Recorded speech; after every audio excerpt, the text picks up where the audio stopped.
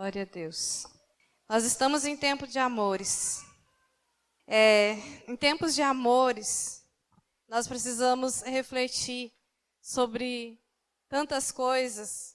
E quando nós começamos a refletir sobre o amor de Deus, a compaixão de Deus, a misericórdia dele sobre as nossas vidas, talvez você nunca tenha parado para meditar sobre isso, ou talvez você já tenha parado, mas Deus ele quer levar você a reconhecer uma dimensão maior do seu amor. Abra comigo Salmo 36. Acho que foi a semana passada que eu falei com vocês. Às vezes a gente olha para a Bíblia, a gente olha para a palavra de Deus e você não medita a profundidade da palavra de Deus, aquilo que realmente a vida daquelas pessoas que estão ali nesse livro tão precioso que é a palavra, também é um livro para nós, um livro aberto. E às vezes as pessoas não olham a vida dessas pessoas e nem por que isso está aqui, por que essa história está aqui. Eu aconselho você, leia a palavra, leia as histórias desses homens, desses nossos irmãos que foram citados na Bíblia. Nós temos exemplos extraordinários com a vida deles. E quando eu olho para a vida de Davi, eu vejo um homem muito fraco. Eu vejo um homem muito pecador. Eu vejo um homem vulnerável. Mas eu também vejo um destaque. Deus falou para ele, um homem segundo o coração de Deus.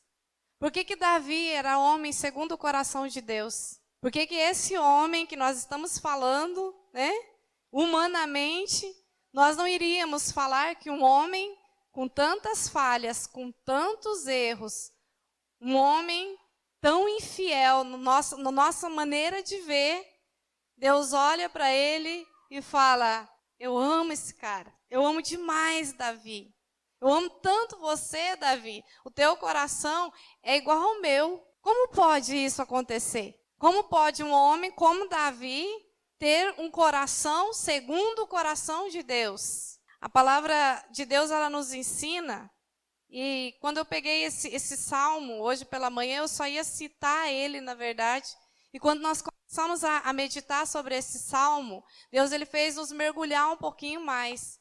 E entrando nesse pensamento aqui junto com Davi, junto com ele começa a declarar algumas coisas aqui para Deus, e ele não estava apenas falando da vida dele, mas ele começa a declarar e a reconhecer o amor de Deus pela vida dele.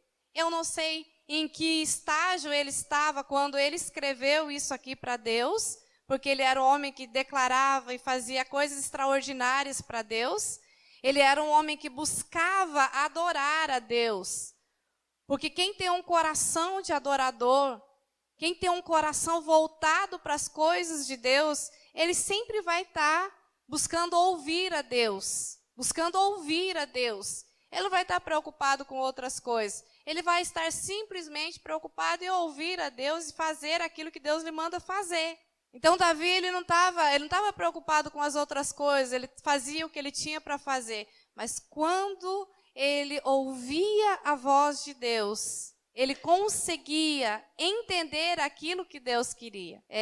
A palavra de Deus é tão profunda na vida de Davi, que Deus usava ele como um instrumento para ele tocar e libertar pessoas. Cadê os adoradores aí que tocam o Senhor com os instrumentos? Levanta a mão. Poucos ainda. A unção, a vida no altar, ouvir o coração de Deus, traz libertação, traz cura, traz restauração àqueles que precisam. Deus não te deu esse dom à toa, não. Deus não te deu isso simplesmente para você fazer algo. Porque o que você está fazendo com o teu instrumento de adoração é algo gerado no Espírito. É algo gerado no Espírito. E Davi, ele tinha esse coração. E ele começa a declarar ao Senhor. E ele começa dizendo assim, há no meu íntimo um oráculo, uma palavra, um pensamento. Há dentro de mim ele falando, há dentro de mim, um pensamento a respeito da maldade do ímpio. Porque para o ímpio é inútil temer a Deus. Davi falando, há um pensamento dentro de mim, há algo que eu estou pensando aqui. Para o ímpio é inútil servir a Deus. Você já ouviu alguém falando para você que você está perdendo tempo em ser crente, servir a Deus? Você já ouviu alguém falando para você que isso é tudo uma mentira, que não vale a pena? Pois é, Davi também começou a pensar sobre isso. Aí ele diz assim, ele se acha tão importante que não percebe nem rejeita o seu pecado. O ímpio, não você, porque você não é mais ímpio. E Davi aqui ele não estava falando dele, porque ele estava numa posição em que ele estava buscando a Deus. Ele estava pensando, poxa, por que o homem rejeita? Por que o homem acha que ele está certo quando ele não adora a Deus? Por que o homem lá no mundo, o homem que não conhece a Deus, diz que é inútil servir a Deus? Se acha tão importante, não rejeita o pecado? As palavras da sua boca são maldosas e traiçoeiras. Abandonou o bom senso e não quer fazer o bem. Mas ele está falando do ímpio, daquele que não conhece a Deus. Ele começa a pensar e ele diz assim, até na sua cama planeja a maldade. Até na sua cama planeja a maldade. Nada há de bom no caminho a quem se entregou. E ele nunca rejeita o mal. Por que Davi conseguia separar uma pessoa que não conhecia o amor de Deus, uma pessoa que não conhecia a Deus, dessa pessoa que era uma adoradora e buscava servir ao Senhor? Porque tem que haver uma separação daqueles que servem a Deus e daqueles que não servem, daqueles que desejam a presença de Deus e daqueles que não querem. Então, se uma pessoa permanece no mal, nós podemos concluir que ela não deseja estar na presença de Deus. Quer dizer que se uma pessoa não rejeita o mal, quer dizer, se uma pessoa não tem bom senso de caminhar diante daquilo que o Senhor está colocando a ela, nós podemos declarar que essa pessoa é o ímpio. E a palavra de Deus diz que o ímpio não permanecerá na congregação dos justos. O ímpio não prevalecerá na congregação dos justos. Aí ele continua dizendo, ó, é Davi que está falando aqui, pensando, ó. Ele dizia assim, mas ele olha a situação do ímpio, aí ele lembra de uma coisa.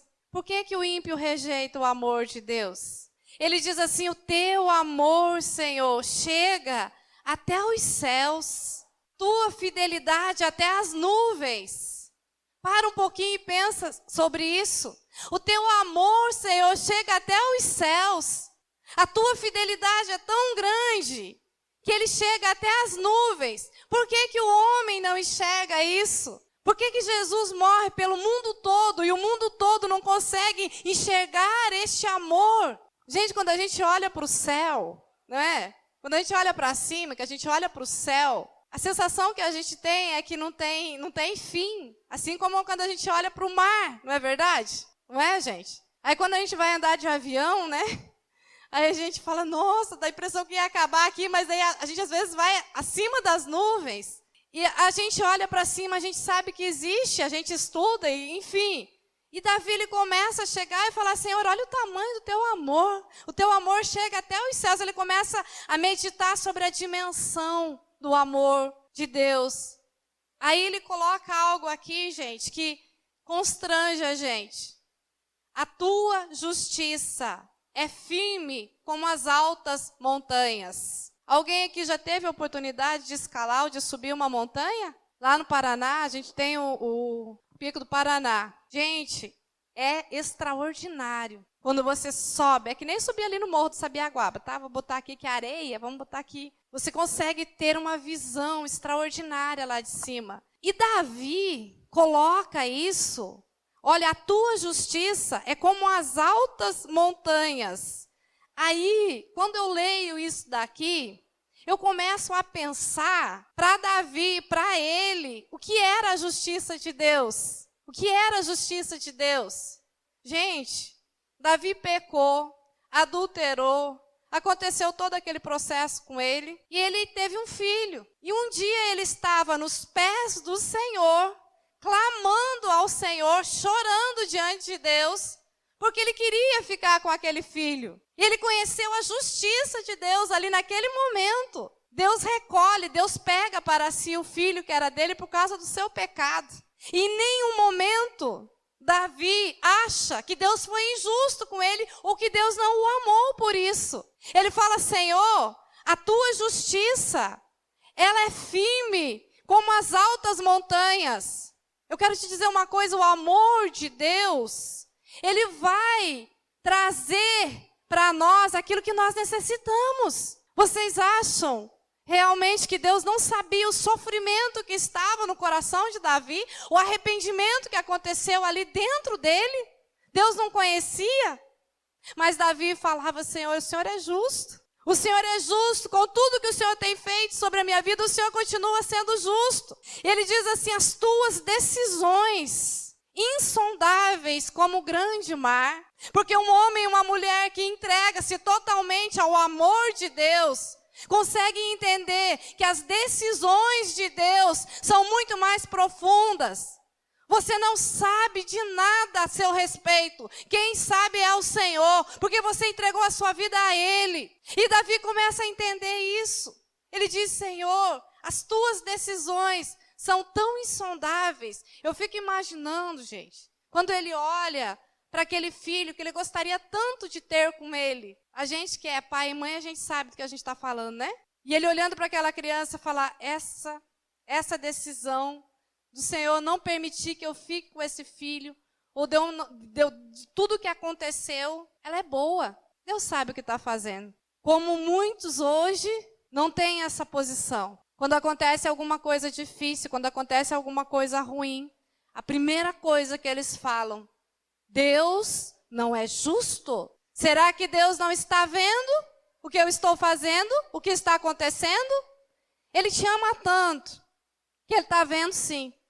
Ele te ama tanto que Ele está fazendo isso com você. Porque o amor de Deus não é apenas nos levar a ter aquilo que nós desejamos, aquilo que nós queremos.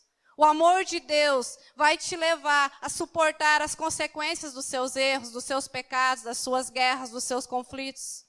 Nesse momento você vai conhecer verdadeiramente o amor de Deus. Ele diz assim: tu, Senhor, preservas tanto os homens quanto os animais. Porque o amor de Deus, ele é tão grande. E ele diz assim: como é precioso o teu amor, ó Deus. Como é precioso o teu amor, Deus. Não importa o que você faça. Não importa se eu ganho uma batalha, ou se eu mato um gigante, se eu perco uma batalha. Não importa, Deus, se eu tenho que fugir. Não importa, Deus, se eu tive que passar por uma situação familiar tão difícil, como foi na vida de Davi. Não importa, Deus, se eu tive que suportar a dor dos meus filhos. Não importa, porque é muito profundo quando você medita na família de Davi. E você olha para ele e fala: o amor de Deus estava sobre este homem. O amor de Deus estava sobre a casa dele. O amor de Deus estava ali. Ele reconhece isso. Ele reconhece: Senhor, como é precioso o teu amor. Ó Deus, os homens encontram refúgio à sombra das tuas asas. Os homens, sabe por quê? Muitas vezes nós estamos tão aflitos na nossa alma, que nós não conseguimos vencer algumas situações, porque nós ainda não encontramos verdadeiramente o amor de Deus. Eles se banqueteiam na fartura da tua casa. Senhor, como é precioso, existe um banquete para você do amor de Deus na casa dele. Tu lhe dás de beber no teu rio de delícias. Mas o que acontece? Muitas vezes você tem um banquete na casa de Deus. Muitas vezes Deus está aqui te dando o melhor. Ele dá o seu amor, Ele dá a sua palavra, Ele dá a sua correção. Ele alinha você ao seu destino. Através da vida do filho dele, o sangue do filho dele derramado lá naquela cruz. Ele faz tudo para atrair você para ele. Mas você olha a mesa que Ele tem preparado. Existe fartura na casa de Deus para você. Existem palavras para você. Mas não é para você simplesmente vir, olhar a mesa e sair correndo. Eu dei um exemplo de manhã. A gente tem, assim, algumas pessoas que são um pouco diferentes das outras. A maioria de nós somos diferentes, na verdade. Os temperamentos, né? Então, eu sou agora um pouco menos sanguínea, mas continuo sendo sanguínea, né? E o Jonas, ele é melancólico, o temperamento dele. Então, normalmente, acontece assim, né? Se eu chego num lugar e tem alguma coisa ali que eu desejo, que eu queira, né? Vou colocar aqui, a gente chega num lugar e tem 1000 pessoas no lugar. Eu vou correndo lá para frente porque eu quero sentar na frente. E o Jonas fica me puxando e eu puxo ele. Vamos, porque eu não quero ficar aqui atrás. Ele quer dar um lugar para todo mundo, para os 1000. Eu não. Eu quero estar lá na frente. Porque eu entendi que existe um banquete. Se existe um banquete para mim na casa de Deus, se existe rios de delícia para mim na casa de Deus, você acha que eu vou perder? Por que você perde aquilo que Deus prepara para você? Gente, nós temos os nossos momentos extraordinários com Deus. Tem dias na hora do louvor que há tanta presença de Deus aqui. É tão palpável a presença de Deus na hora do louvor, na hora da oração. Mas quando eu olho algumas pessoas, elas estão assim, olhando para cima, entediadas, como se não tivesse acontecendo nada. Vendo todo mundo comer, vendo todo mundo mergulhando no rio de delícias do amor do Senhor. E ela está pensando, ai meu Deus do céu, esse louvor não acaba. A pastora Célia vai pregar hoje, ai meu Deus do céu, é 1 hora. Porque você não aprendeu a desfrutar das delícias, dos banquetes. Você não aprendeu a desfrutar da presença de Deus. E a presença de Deus é algo tão extraordinário. A presença de Deus é algo tão maravilhoso. É tão bom estar, Senhor, na tua casa. É tão bom você saber que existe um banquete para você se alimentar. É tão bom você saber que você tem um Pai que te ama e que prepara para você aquilo que você gosta. É tão bom você saber que você, quando conhece o amor de Deus, você tem uma nova vida, uma nova história. Por que Jesus entrou na sua vida? Por que você conheceu a Cristo? Porque nós estávamos mortos. E sem o amor dele, sem a vida dele, nós vamos continuar mortos. Nós vamos continuar olhando aos banquetes, nós vamos continuar olhando o amor, nós vamos continuar olhando esse rios de delícia. E não vamos mergulhar, provar daquilo que Deus tem. E Davi, ele sabia muito bem como se posicionar. Quando ele tinha fome, ele chegava e comia. Porque ele era filho, Davi, ele era rei e ele conhecia o coração de Deus. E quando você conhece o coração de Deus, quando você conhece o amor de Deus, quando você peca, você corre e se arrepende, e você clama, e você fala, Senhor, tem misericórdia de mim, porque eu não posso viver sem a tua presença. Esse era o maior clamor da vida de Davi. Senhor, não retires de mim o seu espírito, porque no seu espírito, em você, eu tenho delícias, eu tenho rios de vida. Em Deus nós somos transformados. Em Deus nós podemos viver, mas sem o amor dele, sem você entender essa dimensão do amor de Deus. Ele diz assim, pois em ti está a fonte da vida. Graças à tua luz, vemos a luz. Onde está a sua fonte de vida? Onde está a sua fonte de vida? Davi entendeu. Ele era rei. Queridos, entendam uma coisa. Eu estou falando de uma pessoa que saiu de trás das malhadas, cuidando de ovelhas, no pasto do pai, e foi para dentro de um palácio, para ser um libertador, para ser usado por Deus, e depois para ser perseguido por Saul, e depois para herdar aquilo que Deus deu a ele. Esse governo, esse reinado não estava na linhagem de Davi, foi Deus que escolheu Davi, foi Deus que escolheu colocar ele lá, e ele entendeu que a fonte de vida não estão nas coisas dessa terra. A fonte de vida não está nas coisas deste mundo. Você acha que esse pessoal que passou o final de semana todinho, pulando, dançando, bebendo, se drogando, se prostituindo, hoje eles estão vivos? Eles estão vivos hoje? Muitos não. E com certeza a sua alma está abalada. Pode passar a noite inteira, passa 3 dias, 4 dias. Quando chega na quarta-feira de cinzas, realmente vem o vazio, vem a solidão. Aí quando chega na sexta-feira, vamos de novo, né? Para tentar buscar. Você não precisa disso. Porque quando você tem um banquete, quando você come do que é melhor, você não vai querer mais as ninharias que Satanás te oferece.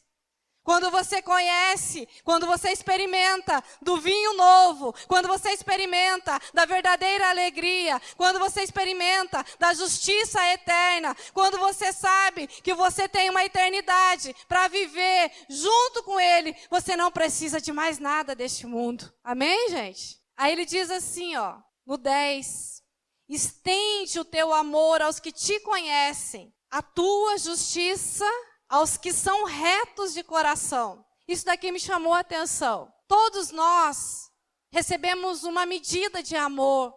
Todos nós recebemos, fomos alcançados pelo amor de Deus.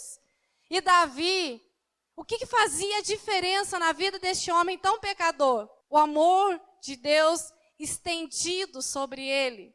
E ele começa a dizer, estende o teu amor aos que te conhecem. Sabe por quê? Talvez você tenha só uma medida de conhecimento de Deus. Talvez alguns de vocês, quando conheceu a Cristo, se apaixonou por Ele e tudo era muito maravilhoso. E você acha hoje que você já conheceu o suficiente do amor de Deus. Você tinha mais interesse pelas coisas de Deus. Quando alguém falava para você que existia algo sobrenatural, você falava, eu quero conhecer. Quando alguém falava para você assim, olha, pega um caderno, anota os versículos, vá para o culto e vai escrevendo, para você guardar depois, para você meditar depois, tudo era diferente. Mas só que chegou numa medida e você parou. E Davi diz, tem mais, se aprofunda, estende, Senhor, o seu amor sobre aqueles que querem, que desejam. Senhor, a tua justiça virá para os que são retos de coração. Para os que são retos de coração. Este mundo é injusto, mas Deus não é. Deus olha para dentro do nosso coração.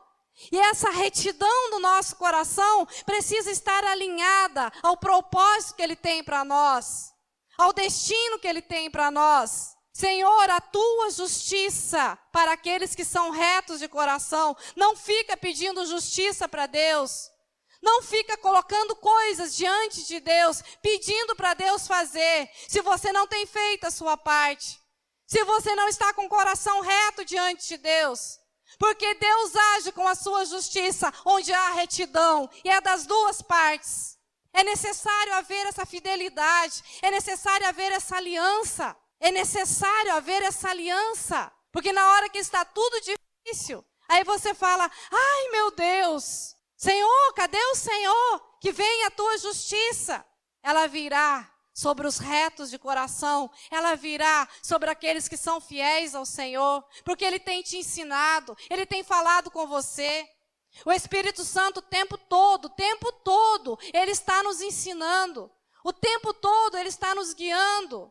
O tempo todo, Ele está nos puxando para a presença dEle. Mas quem não é reto de coração, não ouve a voz do Senhor, não obedece ao Senhor, porque o seu coração já não deseja mais estar no Senhor. Aquilo que nós começamos a ler, ele conheceu o Senhor, mas ele se tornou um ímpio novamente. Isso é possível? Sim. Não permitas que o arrogante me pisoteie, nem que a mão do ímpio me faça recuar. Davi conhecia as suas fraquezas. Davi sabia que ele tinha inimigo. Ele dizia, Senhor, não permita que a mão do ímpio me faça recuar.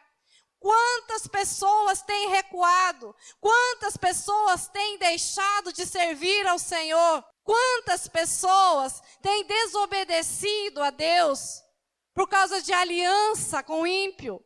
A palavra do Senhor diz: não se una a julgo desigual. Você tem uma aliança com Deus. Você tem uma aliança com o Senhor. Não faça, Senhor, com que o ímpio me faça recuar. Não permita que ninguém te tire da presença de Deus. Em nome de Jesus, não quebre princípios. Não quebre princípios por causa de pessoas ou por causa de coisas nessa terra. Não faça isso. Davi pedia isso para o Senhor. Não faça, não permita que o ímpio... Ah, pastor, você está falando do quê? Eu estou falando que às vezes, queridos, até dentro da igreja nós estamos cercados de pessoas ímpias que podem nos tirar da presença de Deus. É isso que eu estou falando. Porque uma pessoa estar dentro de uma igreja não é garantia que ela está em Deus, que ela é reta de coração. Porque infelizmente, hoje nós estamos vendo uma palavra que Jesus falou. Muitos são chamados, poucos são os escolhidos. Poucos é aqueles que querem pagar o preço. Pouco é aqueles que querem realmente ir para a cruz. Pouco é aqueles que querem obedecer. Não permita que a mão do ímpio me faça recuar.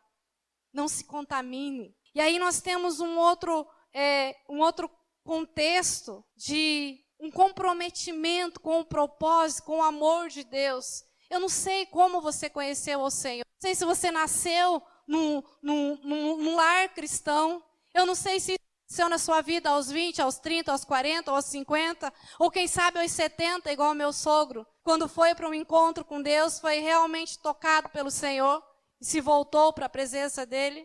Mas eu quero que você abra comigo, 2 Coríntios 5, e eu quero te mostrar algo que eu sei que você já leu, porque você lê a Bíblia, amém? Como o amor de Deus mudou o curso da sua vida. Aqui, nós vamos ver um homem endoidecido, enlouquecido, apaixonado por aquilo que Deus lhe mandou fazer. Apóstolo Paulo, olha só o que ele chega para a igreja e ele diz, se nós, 2 Coríntios 5:13, se enlouquecemos é por amor a Deus, se conservamos o juízo é por amor a vocês. Você já enlouqueceu por Deus? Você já parou para pensar nessa mensagem aqui? Querido, se for para você fazer alguma coisa, então faça para o Senhor. Se for para a gente ter alguma motivação, algum incentivo, que seja para o Senhor. Porque quando nós não conhecíamos ao Senhor, nós íamos até o extremo com o mundo. A palavra de Deus nos ensina, nos mostra. O apóstolo Paulo era um perseguidor da igreja. Ele matava os cristãos. Mas quando ele conheceu a Cristo, ele ficou doido por ele. Fala, eu enlouqueci com o amor. Eu enlouqueci com a obra. Eu enlouqueci com o ministério. Eu enlouqueci tanto que eu evangelizei a Ásia todinha. Eu enlouqueci, eu era tão doido por Cristo, que eu estava apanhando, mas eu estava orando, que eu estava preso, mas eu estava declarando o amor dele, que eu estava em qualquer lugar e eu estava gerando o propósito de Deus dentro de mim. Você precisa enlouquecer por Jesus, porque você ainda não entendeu a profundidade desse amor dele por você. Sabe quando você vai descobrir que você vai estar doido por Jesus, louco por Ele? Quando você não medir mais esforços para obedecer a Ele. Quando Ele te pedir algo que seja muito difícil para você e você vai e faz. Quando você entrar dentro dos ônibus, abrir a tua boca e declarar o Evangelho. Quando você estiver andando na rua, declarando o reino de Deus chegou neste bairro, o reino de Deus chegou nessa cidade. Quando você está conversando com alguém e de repente essa pessoa se depara. Onde você está? Eu estou. Eu não estou nessa terra. Eu não estou mais neste mundo natural. Eu sou louco por Cristo. Eu falo, eu vivo, eu respiro o amor dele 24 horas por dia. Eu só não faço pior para não escandalizar vocês. Se não fosse vocês, o apóstolo Paulo estava falando, eu só não faço coisa maior para demonstrar o meu amor por ele por causa de vocês, para não escandalizar vocês. Quantas vezes você teve vontade de entrar neste lugar e gritar, e chorar, e pular, e correr, sei lá, fazer qualquer coisa, sair lá no meio da rua, parar alguém, ei, tem algo extraordinário dentro de mim, eu quero impartir com você, você precisa conhecer o que eu conheço.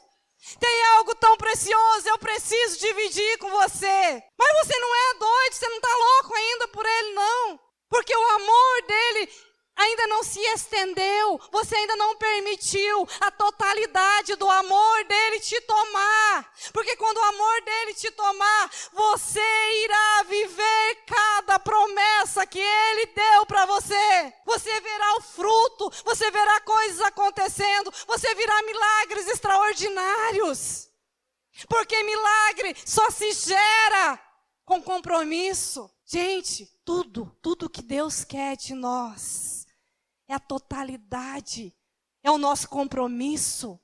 Tudo que Deus espera de nós é que nós possamos mergulhar nesse amor, nessa imensidão do amor dele. Tudo que ele quer de você é que este amor dele te constranja tanto, que você não tenha limite para fazer o que ele te pedir. Por quê? Que muitas vezes nós não conhecemos, não enlouquecemos. Você não perdeu o juízo ainda por causa do evangelho. Você não é exemplo nem na tua casa, nem na tua família. Ninguém abre a boca para falar de você. Você só é Bíblia. Essa nação será conhecida como a nação cujo Deus é o Senhor. E não pense que você não faz parte disso. Enquanto essa geração não endoidar por Cristo, enquanto nós não nos movermos no amor dele, na imensidão do que ele tem para nós, nada vai acontecer. Porque o reino das trevas tem avançado. Porque todos os dias milhares e milhares de jovens são ceifados. Meninos, 15, 16, 17 anos, perdendo a sua vida. Terra cheia de sangue derramado. Por quê? Porque é uma geração que está pedindo referência. É uma geração que precisa conhecer o amor de Deus. E esta geração só vai conhecer o amor de Deus quando você começar a se manifestar. Seja doido por Deus. Seja doido pelas coisas de Deus. Se esvazie de você mesmo. Deixa as tuas coisas de lado. Deixa os seus próprios interesses. Olha para Ele, igreja. Olha para Ele. Viva o amor dEle. Faça o que Ele tem te pedido para fazer. Para de ficar preso em você mesmo. Se enlouquecemos, é por amor a Deus. Pode dizer que você é radical, pode dizer que você é Bíblia, pode dizer, mas não se mistura. Não se mistura, não troque o santo pelo profano. Eu não vou para o culto hoje, porque eu vou jantar com um amigo. Chega lá, senta na mesa dos escarnecedores. Chega lá, a imoralidade, a conversa, o vício. Você senta lá e troca as delícias, a mesa que o Senhor tem para você. Por isso, porque se você não for para ser luz, é melhor que você não vá. Porque nós só podemos estar no lugar onde Deus nos manda estar.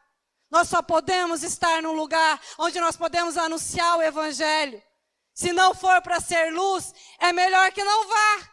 Eu já conheci pessoas que renunciaram ao seu próprio trabalho. Eu já conheci pessoas que, confiando em Deus, abriram mão para não edificar mais o reino das trevas. Eu conheci uma moça, ela trabalhava de promotora de vendas. E era promotora de vendas de uma moça bonita, que tinha uns 19, 20 anos. Ganhava bem, anos na empresa. Era promotora de vendas de cerveja. E um dia ela conheceu Jesus. E ela chegou para mim e falou, pastora, e agora? É o meu trabalho. Você crê que Deus pode abrir outra porta para você? Eu não sei o que eu vou fazer. Apenas creia. Porque Ele é fiel para fazer infinitamente mais. Você acha mesmo que Deus se agrada? Você acha mesmo que Deus tirou você de lá para permitir que você continue comendo na mesa do inimigo? Continue se contaminando? Não. E realmente Deus abriu uma porta de emprego para ela e hoje ela está muito bem. Serve ao Senhor, tem testemunho de vida, de renúncia, de entrega. Porque o amor de Cristo nos constrange. O amor de Cristo nos constrange. Porque estamos convencidos de que um morreu por todos, logo todos morreram. E ele morreu por todos aqueles, para que aqueles que vivam, já não vivam mais para si mesmos, mas para aquele que por ele morreu e ressuscitou. Sabe por que você não abre mão de algumas coisas ainda? Porque não morreu. Porque o dia que você morrer, você vai endoidar. E o dia que você endoidar, você vai largar tudo essas porcarias ainda que você está grudado ainda aí. As coisas do Egito, as coisas que Deus já falou para você, eu não aceito isso, eu não me agrado disso, eu não quero isso para você. Isso está te contaminando, isso não é para você, você é meu filho, vem para cá, eu quero te alimentar, eu quero te dar. Mas você está vivo ainda, não morreu ainda. É isso que ele está falando. Jesus morreu por todos, para que aqueles que vivem já não vivam mais para si mesmo. O que nós vimos Davi falando? Que quem dá a vida, quem está nessa nova vida, está em Cristo, está em Deus. Então, se você ainda está preso nas coisas do mundo, você precisa morrer. Você precisa ser crucificado. E se precisar de ajuda, nós estamos aqui. De modo que de agora em diante, a ninguém mais consideramos do ponto de vista humano, ainda que antes tenhamos considerado a Cristo dessa forma, agora já não o consideramos assim. Portanto, se alguém está em Cristo, é nova criação. As coisas antigas já passaram, eis que tudo surgiram coisas novas. Tudo isso provém de Deus, que nos reconciliou consigo mesmo, por meio de Cristo, e nos deu o ministério da reconciliação. Ou seja, que Deus em Cristo estava reconciliando consigo o mundo, não lançando em conta os pecados dos homens, e nos confiou a mensagem da reconciliação. O que ele está falando? Somos embaixadores de Cristo, como se Deus estivesse fazendo o seu apelo por nosso intermédio. Por amor de Cristo, lhe suplicamos, reconcilie-se com Deus. Onde é que ele estava pregando isso, gente? Na igreja. Quando é que uma pessoa precisa de reconciliação? Quando está desviada. Quando é que uma pessoa precisa de reconciliação? Sabe por que nós fomos reconciliados em Cristo? Sabe por que Jesus morreu por você? Não foi só para te salvar. Jesus morreu para você, porque Ele tem um ministério para você. E esse ministério se chama reconciliação. Esse ministério diz para você que você mesmo, é um instrumento para reconciliar, para que Ele possa usar, para reconciliar o mundo com Cristo. Só que você não é doido, ainda não endoideceu, ainda não enlouqueceu por Deus, ainda está preso em você mesmo, ainda quer viver as suas vontades. Se não morrer, não tem reconciliação. Se não morrer, não tem ministério. Se não cumprirmos o ministério, aquele pelo qual nós fomos chamados, não conhecemos o amor de Deus. Porque ministério e chamado só se vive no amor. Porque se não for por amor, não vive. Porque você pensa que é fácil o ministério? Não. Você pensa que é fácil você abrir mão de uma vida toda, de uma carreira, como muitos fazem, para você viver o chamado de Deus? E você não pensa nisso, porque isso não tem importância para você. Afinal de contas, você está muito bem. Mas se você está realmente reconciliado com Deus, isso vai te incomodar. Se você realmente se importa com o que aconteceu com você, o compromisso para com Ele, com o teu chamado, com as promessas que Deus tem para você, vão começar a te incomodar. A palavra de Deus, ela nos ensina. Essa reconciliação, ela é tão profunda que muitas vezes nós precisamos passar por algumas situações para nós provarmos do amor de Deus. Em nome de Jesus, eu oro para que você não precise passar por isso. O seu compromisso será colocado à prova todos os dias. O seu compromisso com Deus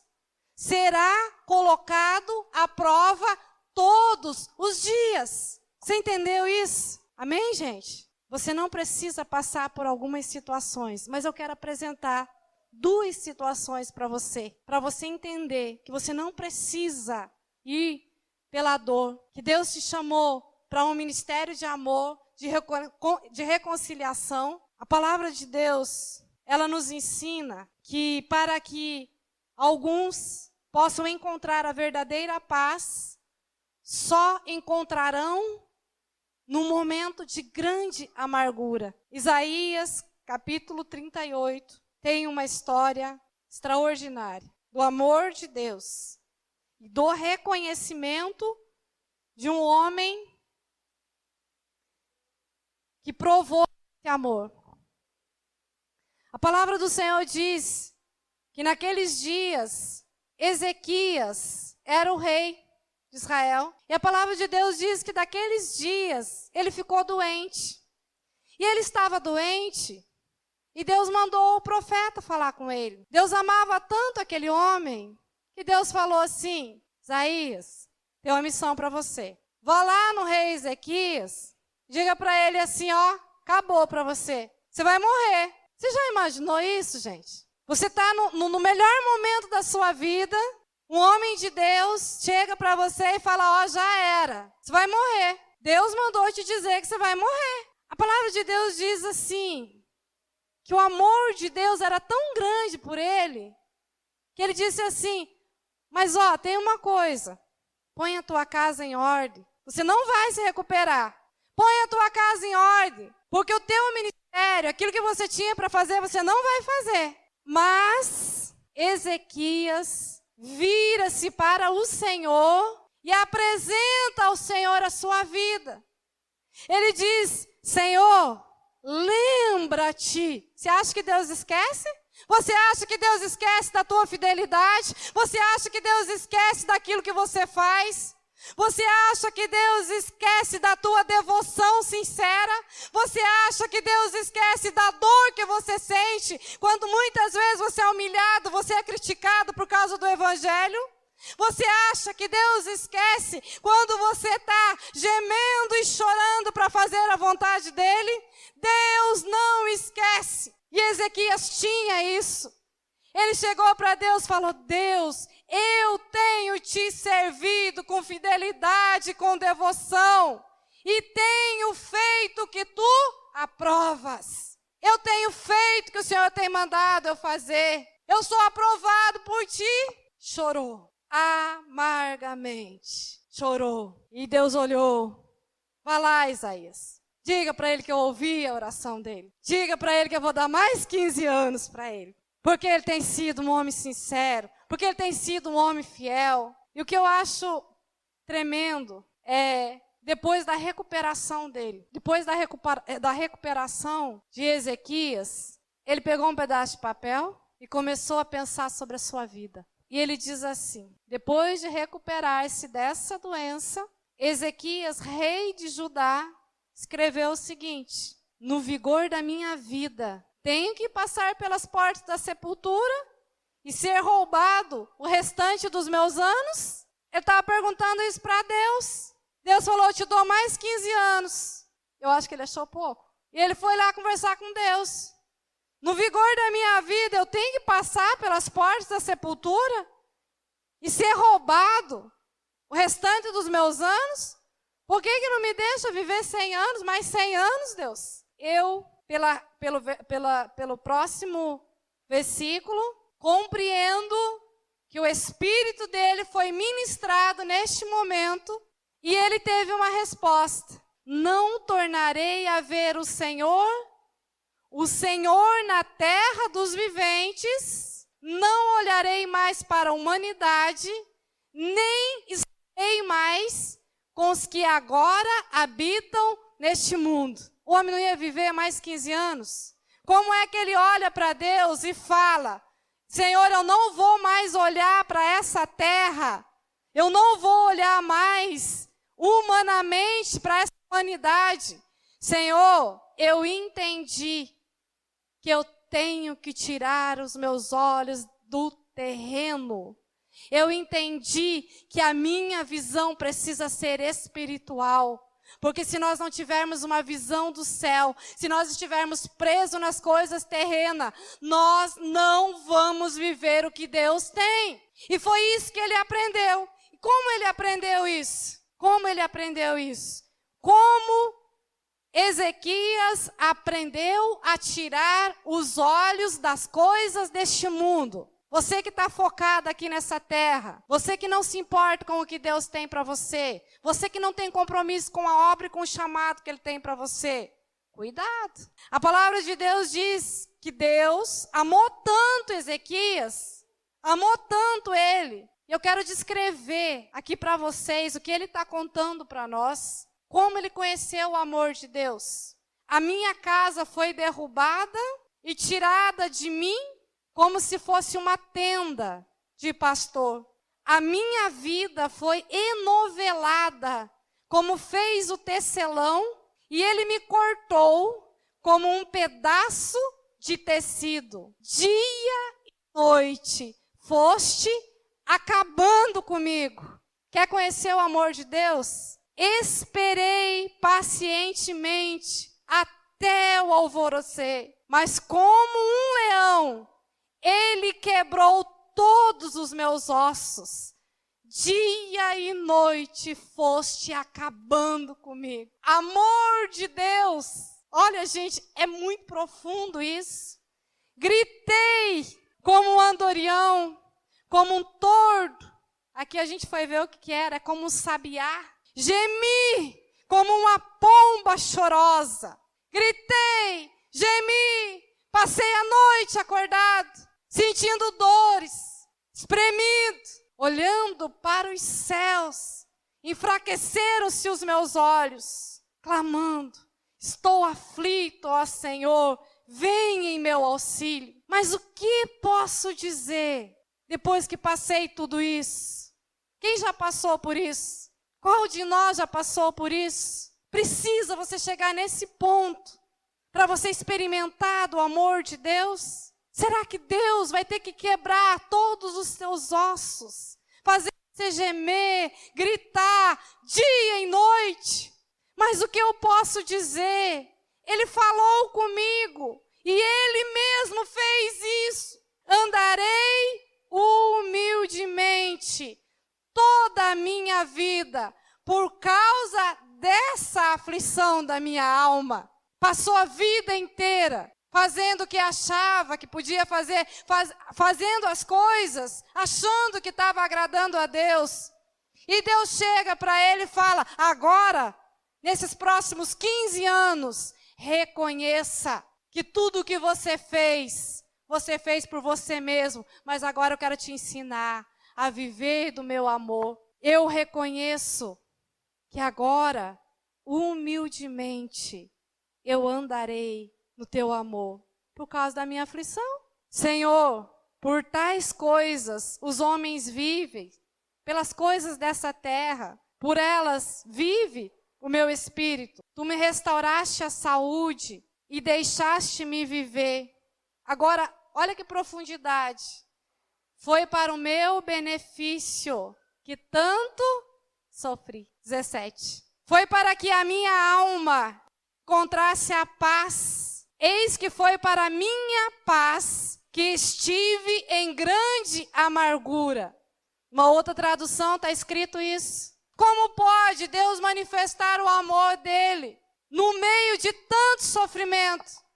Porque tem gente que quando está tudo bem, quando está na saúde, quando está com dinheiro no bolso, quando está ostentando, esquece de Deus.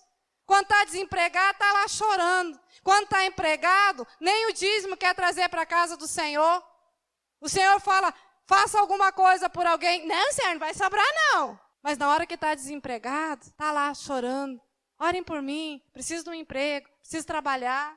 Foi para o teu benefício que você teve que passar por esse sofrimento. Em teu amor me guardaste da cova da destruição. Lançaste para trás de ti todos os meus pecados. Pois a sepultura não pode louvar-te. A morte não pode cantar o teu louvor. Aqueles que descem a cova não podem esperar pela tua fidelidade. Os vivos, somente os vivos te louvam. Por quê? Porque hoje eu estou fazendo, te louvando. Os pais contam a tua fidelidade aos filhos. Por que você não louva ao Senhor? Por que você não louva ao Senhor? Por que você não se permite realmente ser envolvido neste amor soberano dele? Isso é desafinado, canta desafinado mesmo.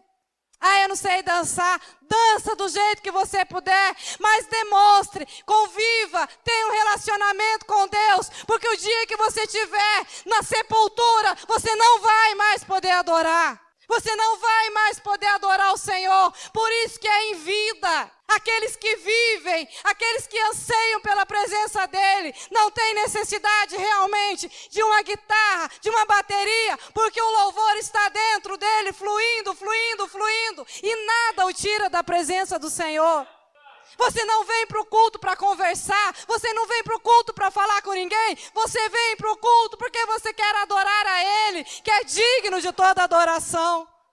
Não espere estar em cima de uma cama para entregar a verdadeira adoração. Não espere Deus intervir no curso da sua vida e você ter só 15 anos. Por que será que Deus só acrescentou 15 anos?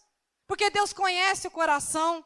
Talvez tivesse dado mais 50, o homem não tinha aguentado permanecer na presença de Deus. Porque o homem é assim. A inconstância no coração do homem é muito grande. É muito grande. Mas a palavra do Senhor diz que na fraqueza nós tiramos força. Está em guerra, está em batalha.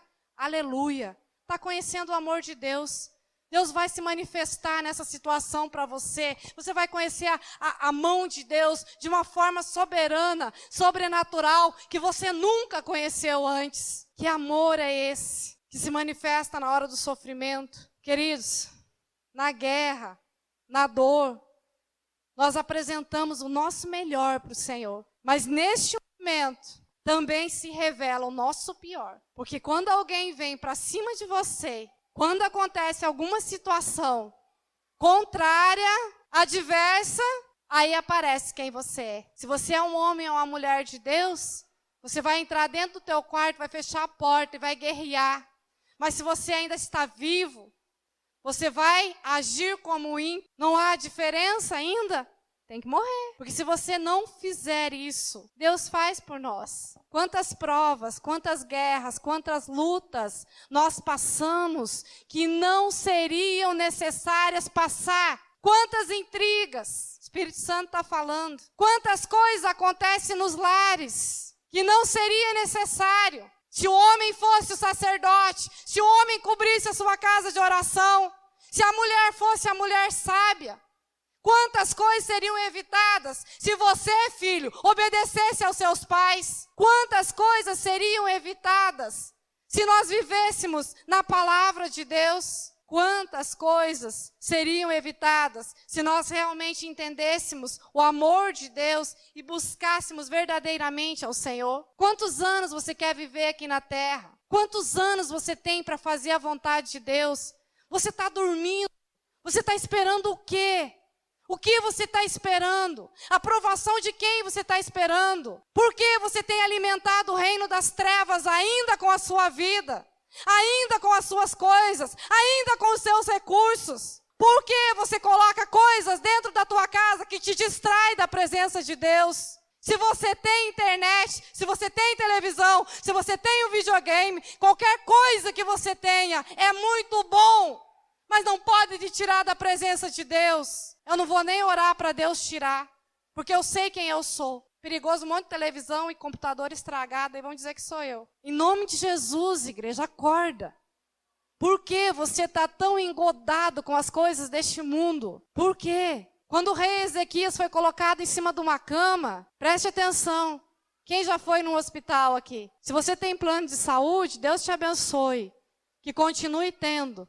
Que Deus te dê graça para você continuar tendo. Se você precisar ir para um IJF, que Deus tenha misericórdia de ti, de nós, de SUS, de qualquer coisa. Mas eu quero te dizer uma coisa. Lá não tem videogame, lá não tem televisão, lá não tem livro. Sabe essas coisas que você valoriza tanto? Tem não. Lá não tem amiguinho para ligar.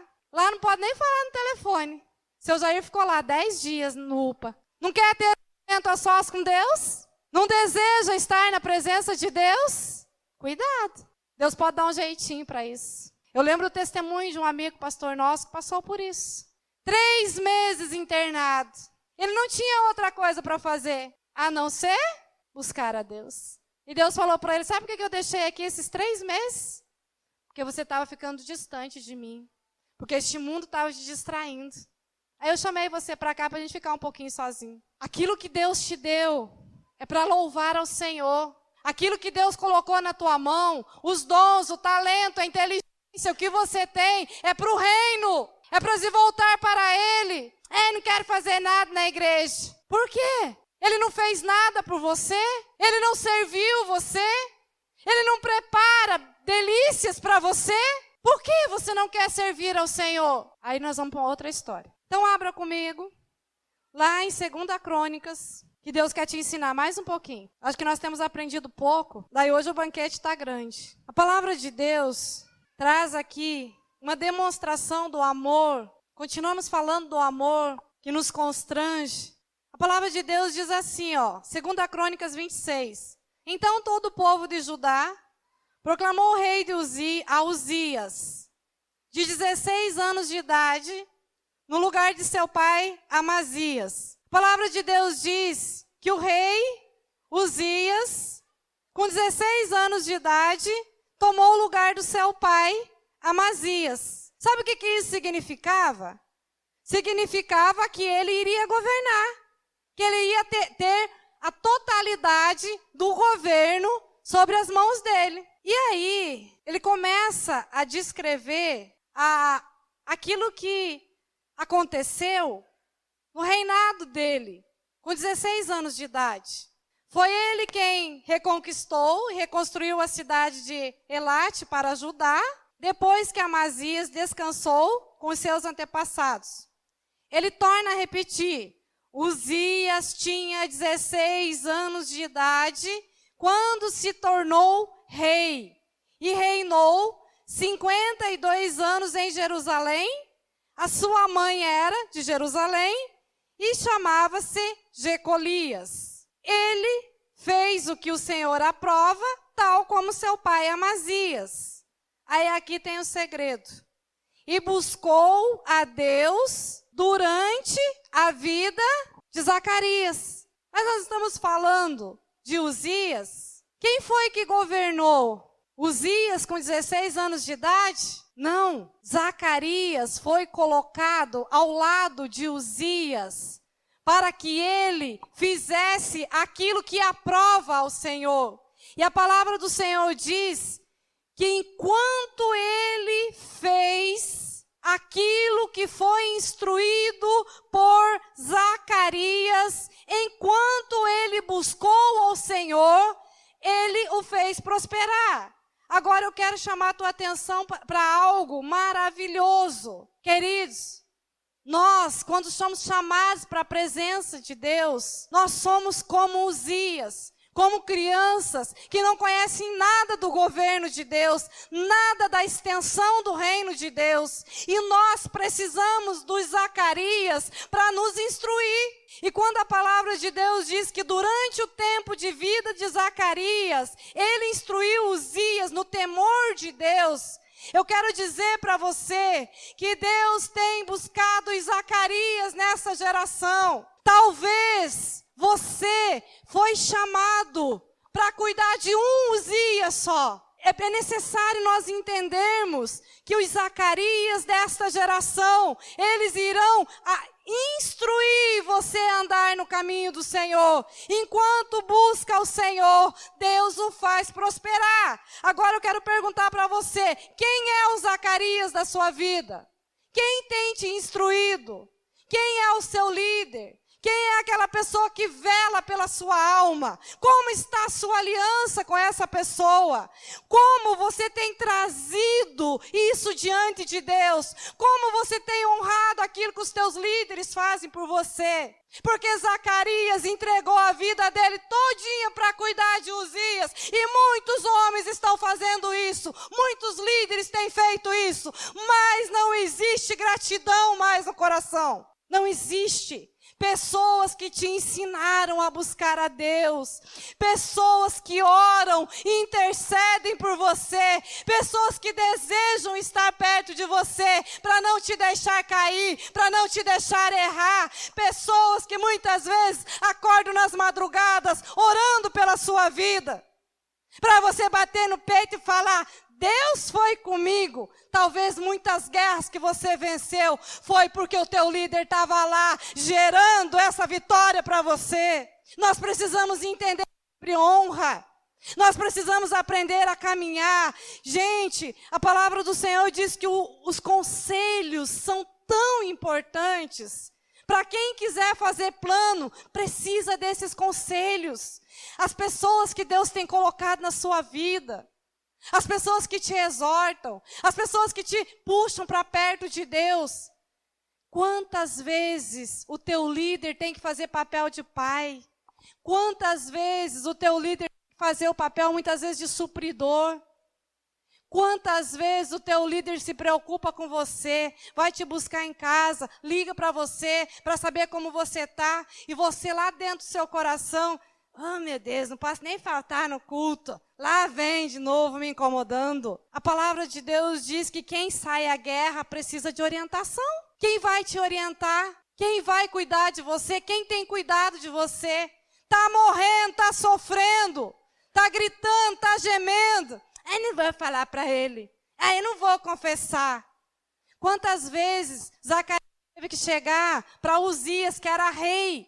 Porque esse menino não ficou com 16 anos de idade. Ele cresceu, ele tinha 30, ele tinha 40, ele governou 52 anos Jerusalém. Quantas vezes Zacarias teve que chegar para ele e falar: não vai fazer isso.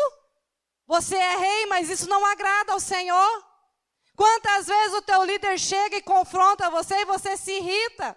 Você fica brabo, você não honra. Quantas vezes você não tem prazer de estar com essas pessoas que amam você, que velam por você, que cuidam de você? Ai, hoje vai ter Jeff. Ai, eu não vou. Porque não tem prazer, porque não tem honra, porque não tem alegria dentro do seu coração. Cuidado! A palavra de Deus diz que enquanto Zacarias viveu, Uzias teve a bênção e fez prosperar. Está prosperando? Está crescendo? Trocou de carro? Trocou de casa? Filho está com saúde? A família vai bem? O casamento está restaurado? Está crescendo? Isso não está acontecendo com você sozinho. Do mesmo jeito que Davi precisou do profeta quando ele pecou, para ser confrontado no seu pecado, nós precisamos uns dos outros, nós precisamos dos nossos líderes, nós precisamos amar a correção que vem dos nossos líderes, nós precisamos amar a comunhão, porque isso é do céu, isso é coisa de Deus. Você amar a sua igreja, você amar o seu povo, você amar os seus líderes, você ter honra, você ter alegria. Gente, pessoas estão desistindo dos seus sonhos, das suas coisas pessoais, para servir a você. Ou você acha que o seu líder não tem mais nada para fazer na vida e por isso que fica pegando no seu pé? Você acha que ele não teve um sonho? Muitos já chegaram para nós e falaram: pastora, eu tenho tanta vontade de fazer uma faculdade, mas eu vou entregar isso no altar. Sabe por quê? Porque eu tenho meu GF, porque eu tenho meu ministério, porque eu amo aquelas pessoas. Dói no coração da gente quando a gente vê a ingratidão, quando a gente vê que não há uma valorização. uma valorização. Queridos, tem pessoas que estão gemendo e chorando. Por isso, talvez você ainda não tenha caído. Você não está em pé, porque é o superpoderoso. Entenda isso. Compreender esse mistério de Deus. Não se prenda a julgo desigual. Não converse com o meu líder, mas eu converso com fulano, com cicrano. Pega o conselho do ímpio, senta na mesa dos escarnecedores, não fala nada, vai, peca, erra, se suja, fica imundo. Daí vem para o líder, ai, pequei, aconteceu de novo. Não me bata, por favor, me abrace, me ame, troque as minhas vestes. Não fale alto comigo, cuidado, senão eu vou embora. Faz isso não. Eu não quero fazer nada para Deus. Mas eu não quero falar sobre o assunto. Não me chamem para participar de nada. Que negócio é esse? Para ir trabalhar no encontro, eu tenho que passar por libertação, expor a minha vida? Eu não quero. Olha, eu quero dizer uma coisa para você. Você querendo ou não, você vai ouvir a verdade de Deus. Porque aqui nessa casa, um dia diante de Deus, nós vamos apresentar cada um de vocês. E nós vamos apresentar aquilo que nós estamos ensinando pela palavra dele. E não tem problema nenhum se você acha que nós estamos errados. Pega a Bíblia e vem nos mostrar onde nós estamos errando.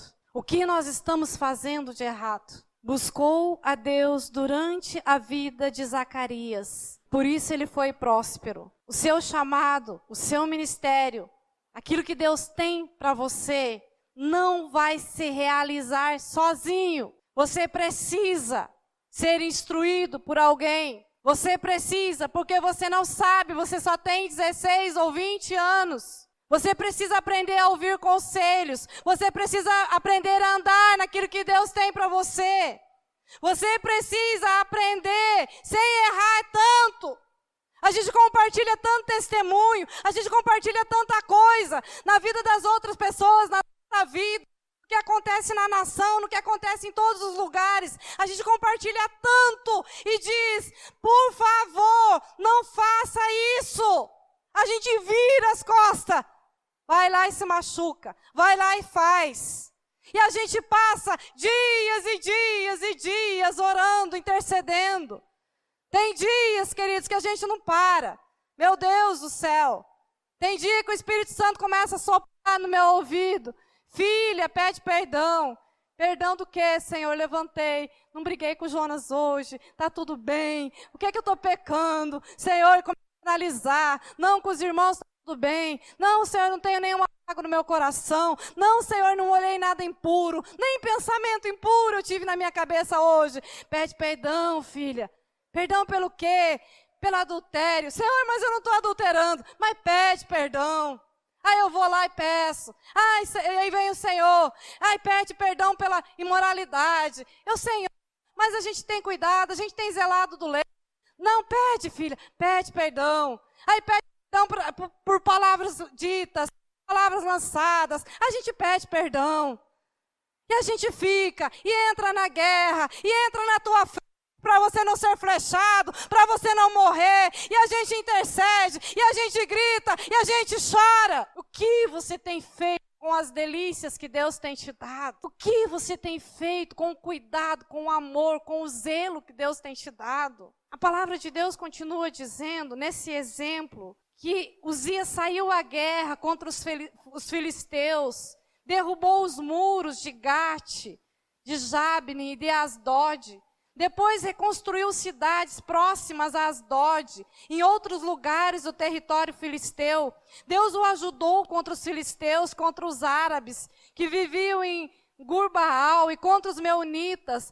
Os amonitas pagavam tributo a Uzias. A sua fama estendeu-se à fronteira do Egito, pois havia se tornado muito poderoso.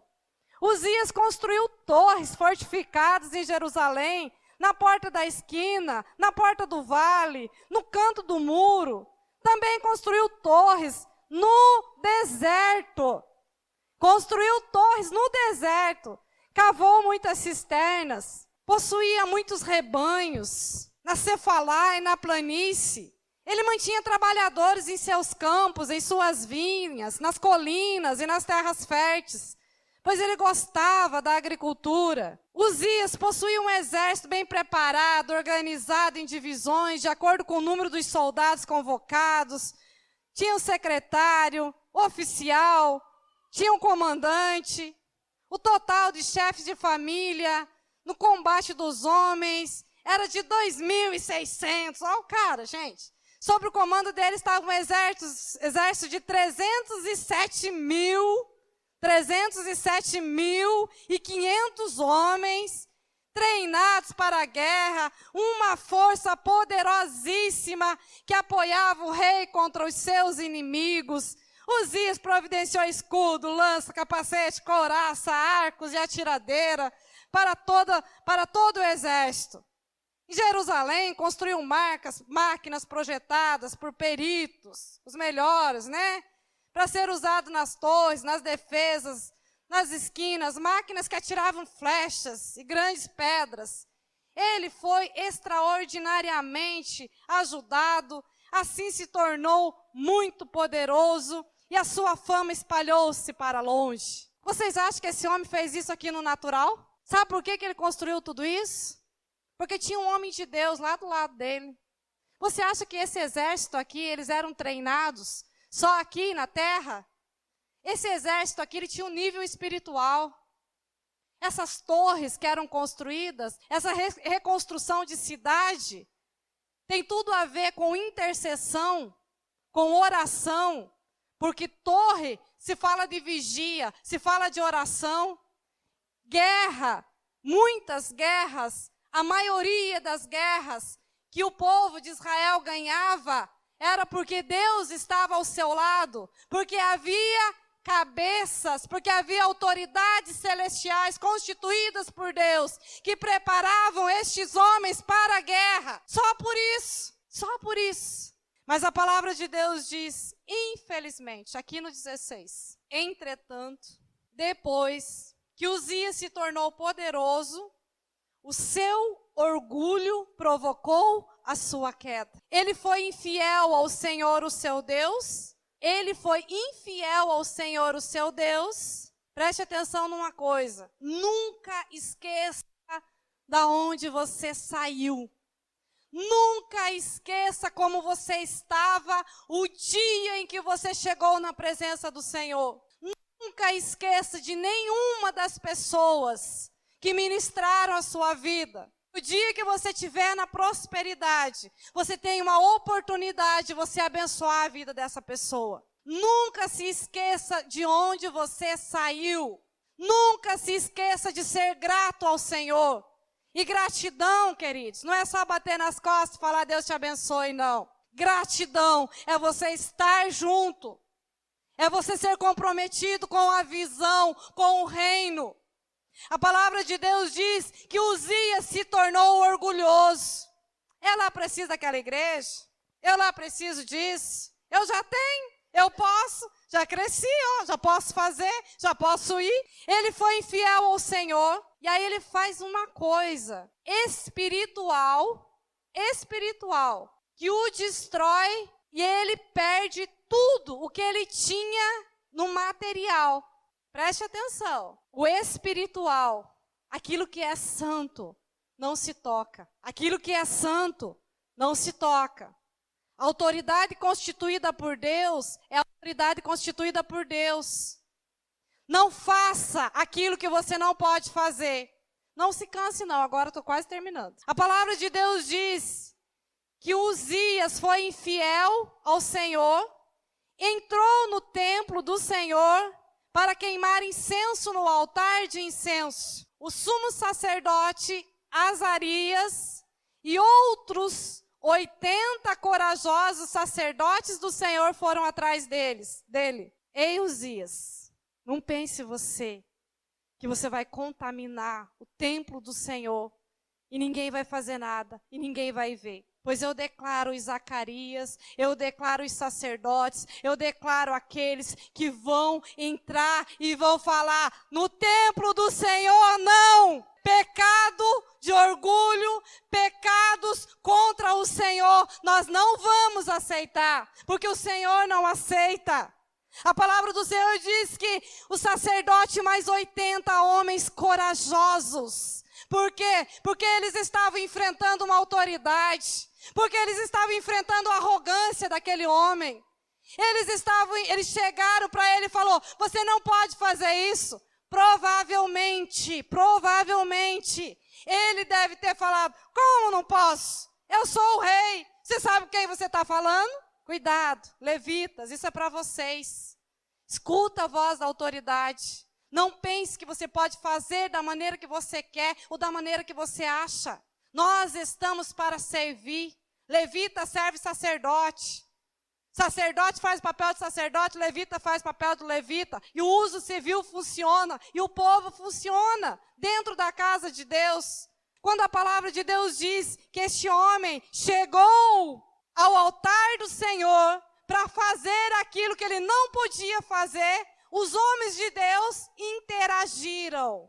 Eu não vou ficar no banco, não vou confessar para não ficar no banco, pois o Espírito Santo de Deus vai te incomodar dia e noite, porque eu oro dia e noite. Você não vai suportar ficar no altar em pecado. Você não vai suportar fazer a obra de Deus relaxadamente. Você não vai suportar a presença de Deus incomodando você. Porque nós não estamos brincando de servir a Deus. O serviço, a obra de Deus é algo muito sério. A palavra de Deus diz que Uzias foi enfrentado pelos sacerdotes. E quando os sacerdotes enfrentam ele, dizem para ele: não é certo que você, Uzias, queime o incenso ao Senhor. Isso é tarefa dos sacerdotes, os descendentes de Arão, consagrados para queimar incenso. Saia do santuário, pois você foi infiel e não será honrado por Deus o Senhor. Não será honrado por Deus o Senhor. A infidelidade. Vocês conseguem entender, gente, a profundidade dessa palavra? Eu não sei. Não sei se Deus está, não sei se você está se permitindo que o Espírito toque no seu espírito, como Deus tem falado comigo. A infidelidade traz miséria. A infidelidade ao Senhor traz aquilo que, a desgraça, que muitas vezes você não entende por que muitas coisas acontecem com você, porque você fala mal de autoridade, porque você não honra pai, porque você não obedece professor, porque você está levando a sua vida do jeito que você acha. Não existe prosperidade nisso. E quando o sacerdote, quando o teu líder, quando o pastor chega para você e fala: saia daqui, estão me desprezando, não entende. Nunca vamos entender. O pecado desagrada a Deus. Se desagrada a Deus, é função sacerdotal corrigir e tirar se for preciso. Ninguém está fazendo nada de errado. Estamos cumprindo a palavra de Deus. A palavra de Deus diz que aqueles sacerdotes tiram Uzias. Uzias que estava com um incensário na mão, pronto para queimar o incenso. Tem uma atitude que muitas vezes você tem. Irritou-se, indignou-se. Ai, Jesus. Quem ele pensa que é para falar assim comigo? Ele te ama. Ele não pensa, ele é. Autoridade constituída por Deus para velar, zelar pela sua vida. Não se irrite com a correção. Não se indigne quando alguém falar para você: você não pode fazer isso. Deus não está recebendo isso que você está fazendo. O teu coração está sujo. A tua adoração não está chegando aos céus. O som do seu instrumento está muito alto. Quando você não está participando dos ensaios, isso não é bom. Você precisa se esforçar. Você precisa estar aqui. Eu tenho que estar na igreja todo dia, função sacerdotal. Trazer você para o teu chamado. Ajudar você a cumprir o teu chamado. Ajudar você a viver os propósitos que Deus tem para você. Ser um Zacarias na sua vida. Ser alguém que te instrui. Alguém que quer que você cresça. Não se irrite. Veja todas as oportunidades. Não vou cumprir a escala. Tem outras coisas para fazer. O teu não é para o teu líder, é para Deus. não vou para o culto hoje. Mas o sacerdote vai falar para você. O sacerdote vai chegar para você e vai falar. E eu quero dizer uma coisa para vocês. Deus não está nem aí para a sua irritação e para a sua indignação. Porque cada um está fazendo o seu papel. A palavra de Deus diz que logo em seguida, Deus trata com ele. Não precisou nem o sacerdote fazer nada. Na mesma hora, na presença deles, diante do altar de incenso, no templo do Senhor, surgiu lepra em sua testa. Quando o sumo sacerdote Azarias e os outros sacerdotes viram a lepra, expulsaram-no imediatamente do templo. Na verdade, ele mesmo ficou ansioso para sair, pois o Senhor o havia ferido. O rei Uzias sofreu de lepra até o dia em que morreu. Durante todo esse tempo, morou numa casa separada, leproso e excluído do templo do Senhor. Seu filho Jotão tomava conta do palácio e governava o povo. Tem coisa, o sacerdote não precisa pôr a mão, não. Deus trata. O que você quer da sua vida? O que você quer para você? A palavra de Deus diz que este homem teve que viver solitário, sozinho. Quem era Uzias? O que ele tinha? Queridos, ele foi tirado. A lepra era a pior maldição que poderia acontecer na vida de uma pessoa. A pior maldição. Ele teve que viver solitário, sozinho. Está reclamando de viver com os irmãos? Está reclamando de ter culto? Está reclamando de ter o que fazer? Cuidado, cuidado. Não quer cumprir seu ministério? Pode ser que Deus não queira você nem no templo mais. Deus, aleluia. Sabe por que Uzias